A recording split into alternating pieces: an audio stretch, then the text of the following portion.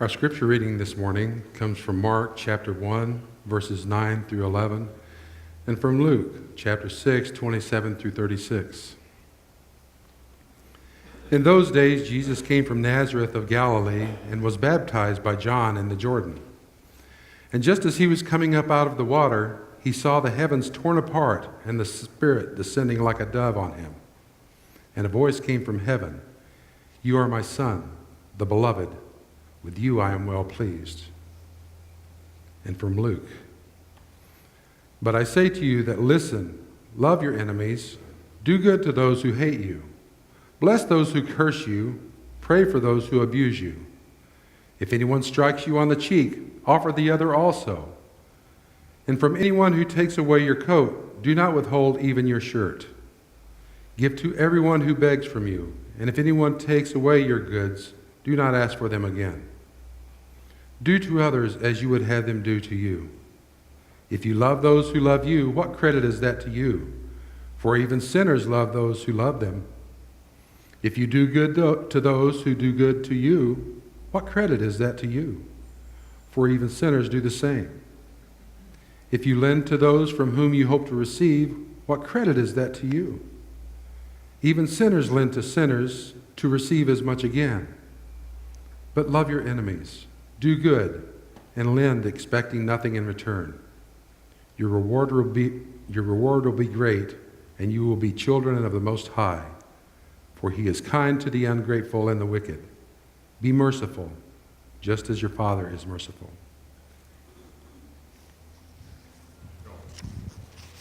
I was nominated for the Ice Bucket Challenge by Dana Arsenault. Now I nominate Jeremy Wadhams, David Reed, and Teresa Bunger.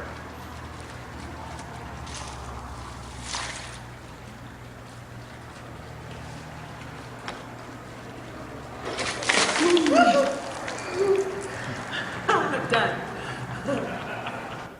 Sit on the benches. Wait, and then Corey. we can stand over you. How about what? Oh, we sat on the benches?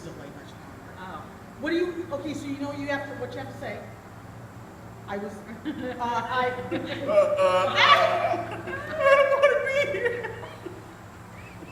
I was I know what nominated to say. for the Ice Bucket Challenge by Diane Scott, and now I nominate blah, blah, blah. And then we'll go to there, and then to you, and then they'll dunk. I'm already filming, so. Oh, all right.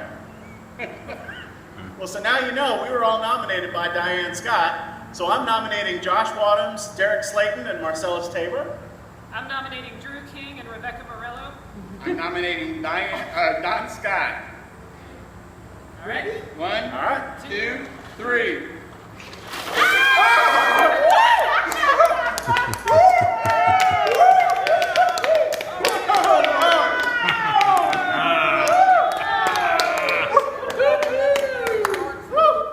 There you go. Scott's fault, though. Okay. Yeah, it is. Are you taping right now? Yes. Okay, it's mostly Diane Scott's fault, but we were nominated by Teresa Bunger. And so we are going to nominate some more people. And I nominate Will Howell, Deb McCollister, and Aaron Anderson. And I nominate Eric Elnis, Mary Beth, and Jennifer Jalbert. Mary Beth, you never should have told her that you didn't want to do it. Ha! Okay, ready? Ready? Wait, okay, go ahead. 2. Trusty. Okay. We have to come back. I want to go. 1, 2, 3, go! Oh my God. That's colder than I expected it to be.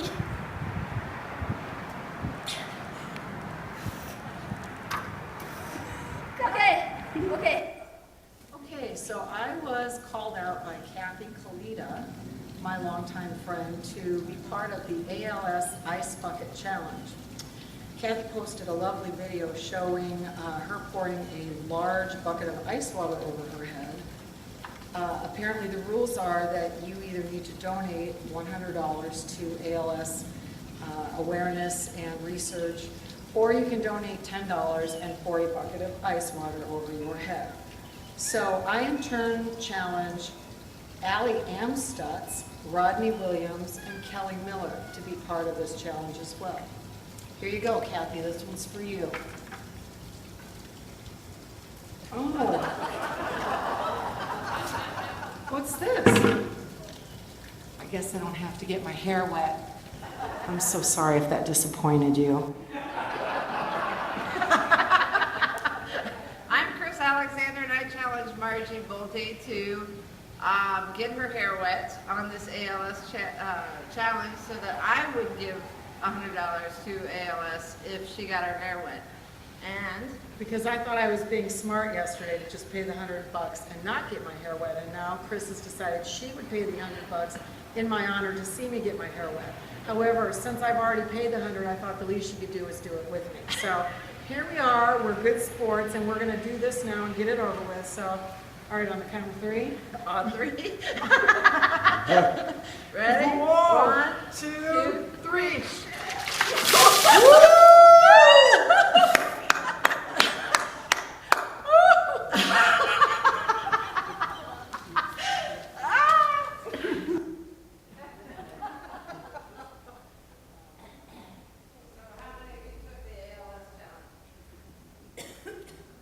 How many? Raise your hand up high. Really? Just a couple? Oh, wow. I thought it was way more widespread. You guys did it? Great. Excellent. So what was the whole point of the ALS challenge, huh? I mean, what did we really learn through the ALS challenge? Anybody? Did you learn something about ALS? Yes. Okay. Water is very cold. Water is cold when you put ice in it. That's what happens.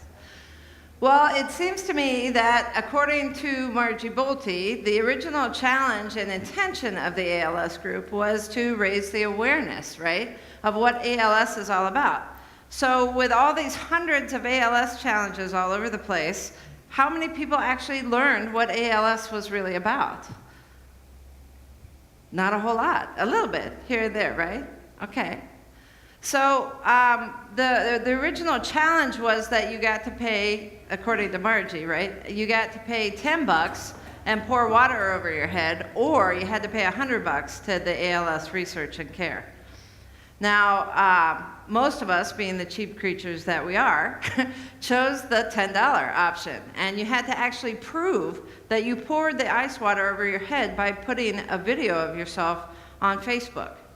Now, apparently nobody required you to prove that you actually made your donation.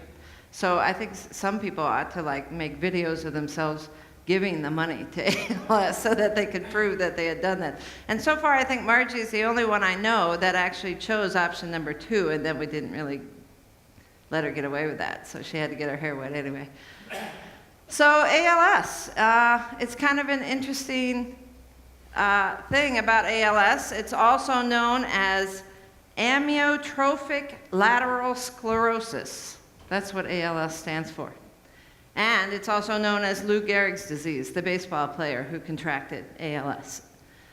It's a disease that of the parts of the nervous systems that control the voluntary muscle movements. So the nerve ends that control muscle cells are gradually lost, causing the muscles to become weak and eventually non-functional. Walking, talking, eating, hugging, and even breathing become nearly impossible, although the mind stays sharp. Most people who contract ALS die within 3 to 5 years after their diagnosis. Not a fun disease. Not a whole lot to laugh about, even when you're being dunked with water. So at least we learned something about this. So how does knowing what it is actually change who we are? I thought I knew a lot about ALS. How many of you know that ALS is associated with the Muscular Dystrophy Association? It makes absolute sense, right? That because it's muscle-oriented, even though it's a nerve disease, it affects your muscles. So the MDA telethon that they do every year with Jerry Lewis and all that, they don't have Jerry Lewis on anymore, but that whole organization, that's what's associated with ALS. And I learned that by going to make my donation, because it's a big MDA sign, right? Let's see. See how it says MDA there? ALS is part of MDA. Now, I actually have some personal experience with ALS because when I first moved to North Dakota with my husband and his church, the first funeral that he did when we moved to North Dakota was for a man who was suffering with ALS and had been suffering for over 8 years. He died, leaving a wife and 3 children behind. His twin sons were the same age as my daughter in 8th grade, and so we got to know the family fairly well. It was a long, debilitating disease for him, and as I got to know the family more and more, I heard more and more of those stories of how cruel this disease is and how it affected the family as a whole. Now, just hearing stories about that and not actually living with it is not quite the same, right? But then I had a chance to experience it even more personally with a member of my own congregation in North Dakota, of a man named Jim, who was 71 years old and came home with a diagnosis of ALS. Now, Jim was an incredibly vibrant man who was the chair of the golf tournament, and he could be seen at the high school every week, almost every day, watching one of his many grandchildren in the many sports events that were up. He was always there cheering people on. He was always getting people inspired and ready to go. And after his diagnosis, within a year, he was bedridden and unable to breathe on his own. Within a year. I did his funeral on the anniversary, just after the anniversary of his diagnosis. The family was completely stunned by the fast progression of this disease. You go from being perfectly capable and inspiring and energetic and full of life to little by little by little by little, not even being able to breathe. It's a very cruel disease. So I'm wondering if ALS and knowing more about ALS changes who we are as people by taking these challenges. It's not just about raising money for the care and the research for ALS. It's about knowing that real people live with this disease and they suffer with it. And families are affected by it, which affects our communities. So knowing about this kind of a disease, it's just one of many diseases. How are we changed by the suffering of all people? By knowing about this disease. What is it about dumping water over your head that changes who you are? As Christians, maybe you might have a clue. What do you think? Has that ever happened before? Maybe. This is fun. And so it came to pass that John challenged Jesus to the ice bucket challenge, and Jesus accepted it, and all was good in the world. What do we know where God uses water to change our lives? What's this called? Baptism. Exactly. Maybe this meme will help. It's obvious that America is being purified and cleansed in the ritual washing. The difference between the two? But the question now is, why? What is it about baptism and ritual washing that changes who we are? What are we being prepared for? Thinking about these ice bucket challenges, it made me think more about what baptism is really about. And thinking about how God uses the element of water to mix in with our lives and change our perspectives, change what we know, change our behavior because of it. And it's not the first time that that God uses water to break into the reality of our lives and change things on us, right? I mean, it starts with Genesis and the chaotic waters, right? The voidless, or the formless void. God speaks over that formless void, and night becomes in existence. Day becomes in existence. God's voice over the waters calls things into being. That happened in Genesis. And again in Psalm 29, right? The thunderous voice of the Lord is upon the waters, and God's glory thunders. The Lord is upon many waters. So out of the stormy weather, God's voice thunders and calms the waters. God's voice and the chaotic waters bring a chance for new life in Psalm 29. And again, in the Gospels, when we hear about John the Baptist, the thunderous voice of John the Baptist coming out of the chaos of the wilderness, declaring God's reign, declaring us to call into our lives our confession and a way to live a whole new way of being in the world. God's voice is heard throughout all of biblical history, as well as lived experience throughout the Jewish lives, throughout our own lives, calling us into a new way of being. And the water signifies that in baptism. We drown to our old selves, literally, and come up to new life.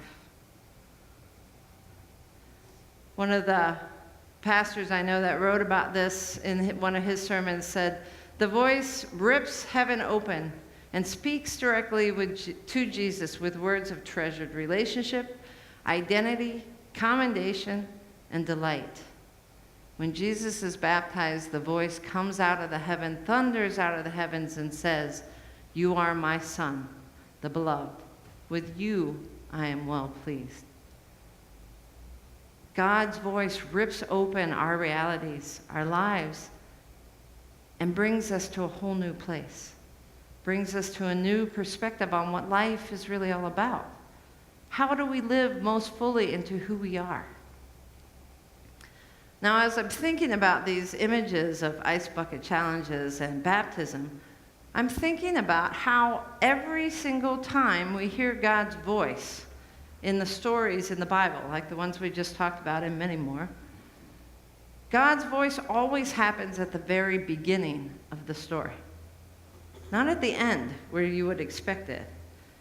In Jesus' baptism, it's God's voice at the very beginning that declares who Jesus is and that God is well pleased.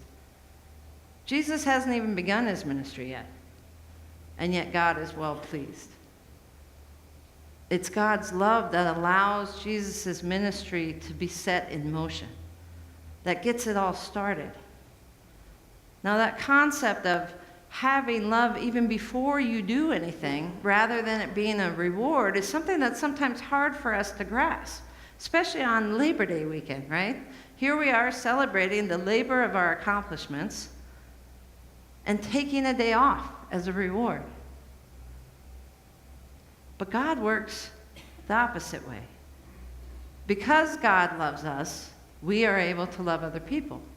It's not the other way around. It's not because we love each other that God loves us.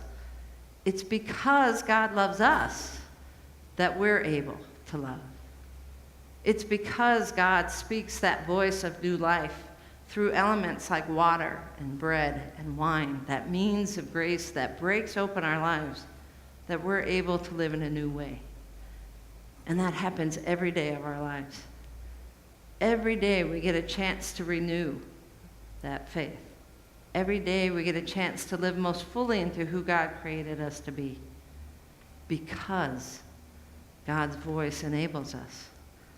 God's voice calls us into a new way of being through baptism, through our love for one another, through our engagement with the world. So it's hard on Labor Day sometimes to grasp that understanding, but that's how God's grace works. And if we're called every day into a new way of being, what does that new way of being look like? Do we have some kind of clue as to what we're supposed to be doing with it? I mean, is it the little things that we see and hear every single day that help us understand what our next best steps might be? Is it a massive conversion thing like Paul did in the Bible? Will we know it that way?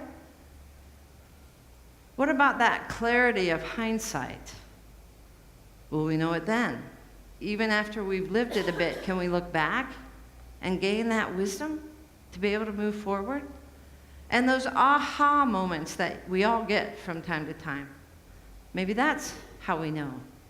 Through the waters, through God's voice. Maybe that's God speaking to us. The answer is yes. To all those. God embraces us and enters into our lives in many different ways. Through water, through bread, through wine, through hugs, through love, through relationships, through taking a walk in the woods. All of those things are part of how God communicates God's love and grace in our lives. That helps us to begin anew every day. When I was in college, I had a friend who was an artist. I had many friends who are artists. I don't know what it is about artists. They attract me for some reason. Maybe it's because I never know what it is they're going to do next. This artist friend always made stuff for me. She made me ceramic trays. She made me pictures for my wall. She made me collages for my birthday. She was always surprising me with something that she created out of nothing to give to me. And I was always continually moved by the fact that she cared enough to actually create something for me. And this is one of her creations. She gave me a piece of paper one day that had this word voice on it. And if you look really closely at this, you can see that the word voice is made up of a line of lots of other words. The words are Chris, words, words, Chris, words, words, all interspersed together and making a line that spells out voice. And what she was trying to tell me with this gift was that I had something to say in my life. And she hoped that when she gave it to me, she said to me, I hope I'm there when you fully grow into what it is your voice has to say in your life. You have a voice. You have something to say. I can't wait till you figure out what it is. At the time, when I was in college, I was convinced that I needed to be an attorney. Being the youngest of 5 children, I have this wonderful gift of speaking really loudly and just keep yelling until I'm heard, right? Some people call that tenacity. Some people think it's the greatest gift in the world. Other people are incredibly offended by it. I get both. But I thought I could use that gift in the legal system to speak for those who can't be heard in the legal system, who often lose their voice in the midst of that system.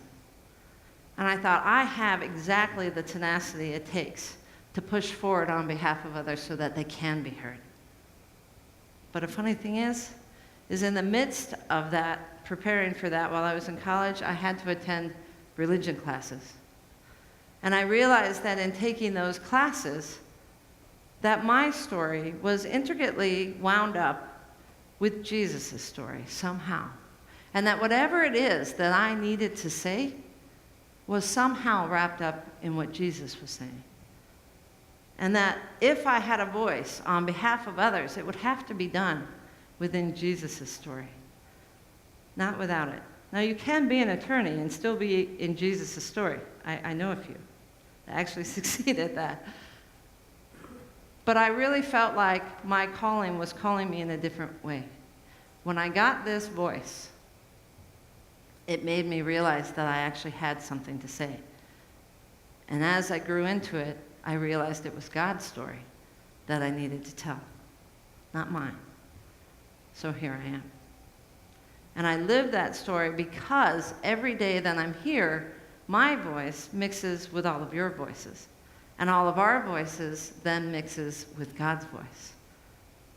And life is changed. We're all changed by that communication with one another, by that love for one another. That's how voices work. They call us into being in a new way. So Luke gives us a glimpse of what that life looks like as God's voice blends with ours and leads us into a new way of being. Luke says, love your enemies, do good to those who hate you, bless those who curse you, pray for those who abuse you. If anyone strikes you on the cheek, offer the other also. And from anyone who takes away your coat, do not withhold even your shirt. Give to everyone who begs from you, And if anyone takes away your goods, do not ask for them again. Do to others what you would have them do to you. How many of your lives look like that? Sometimes. Maybe. A little bit at a time, here and there. My life too. But the good news about this baptismal voice of God reaching out and calling us or challenging us into a new way of being is that it happens every day. Every day the waters of life come through and remind us that God walks with us and challenges us to be this kind of person. Challenges us to live within this life a way that reflects love everywhere we go. That new life is something that baptismal waters help us remember. And this ALS challenge helps me to remember my baptism. So every day, as you look around, there's stuff out there that reminds you of God being with you, challenging you to be a new person. And so what I'm asking you to do is, as you leave these doors today, there are buckets of water right by the door. You don't need to dump them over your head. But I do encourage you that whenever you see water, that maybe you dip your fingers in it, touch your forehead, maybe make the sign of the cross. A bit ritualistic, perhaps. But every day when you're standing under the shower, not so ritualistic, you can still remember your baptisms. Wherever you see water, wherever you see love, all around you, remember that God is with you, challenging you to live a new life. I'm going to leave with you some more ALS challenges. Of all the people that were in our congregation that I'm friends with on Facebook, the way that I work with Facebook is, because I'm your pastor and you probably don't want me watching everything you do in your life from day to day, I don't ever request people for friends on Facebook. They have to request me, and then I know it's okay for me to be their friend. So if you ever want to be my friend on Facebook, you have to request me. But these are the folks that I saw come across my Facebook from this congregation, and I know there are many more out there. So let's watch a few more, and as you go out the doors, remember the water in the bucket. Maybe dip your hand in it, and remember that as you enter into the world, you are a changed person because you are loved by God. Hi, this is Bill Bolte during the ALS Ice Bucket Challenge, and this is in response to my friend's challenge, Rodney Williams. Actually, you're now my ex-friend, Rodney. So you can actually donate $100, or you can do the ice bucket thing and donate $10. So in turn, I would like to challenge Bruce Newton, Brian Newton, and my favorite son-in-law, Jeff Amstutz. So I challenge you guys, and let's do it. Here we go. Ooh. Ooh. And now for an encore.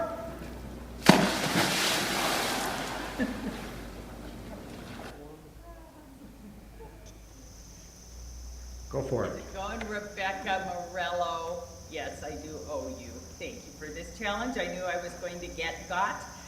I don't know if it's appropriate or not, but I think I'll send this challenge out to David and Andrew if it's a very hot day.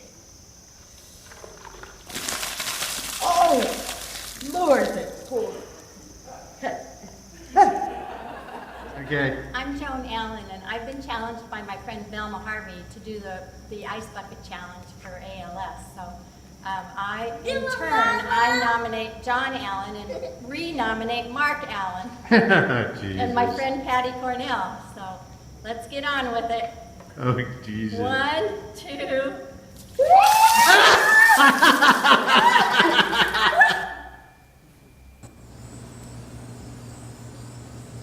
Hello, welcome to my Ice Bucket Challenge. Thank you for joining me this afternoon. I'd first like to thank my darling husband, Steve Gomez, who I imagine will be celibate for the rest of his life. And upon thinking about it, I'd like to call out 3 or 4 of my favorite creative people. So first, I'd like to call out Scott Purcell. Thank you. I hope the camera angle looks good. Second, I'd like to call out Eric Elnis. Thirdly, I'd like to call out John Heaston. You've made me what I am today. Thank you so much. And fourthly, I'd like to call out Alex Lifeson from Rush, just because I can.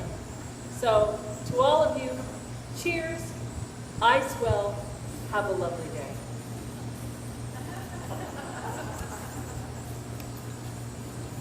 I'm so screwed.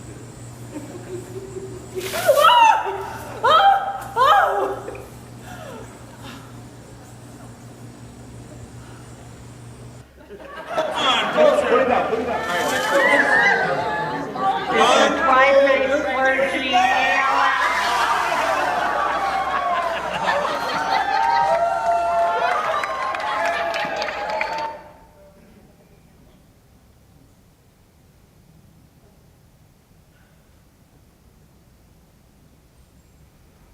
And I also suggest that all of you have now heard that Eric Elnis has been called out a couple times, and I haven't seen his video up there yet.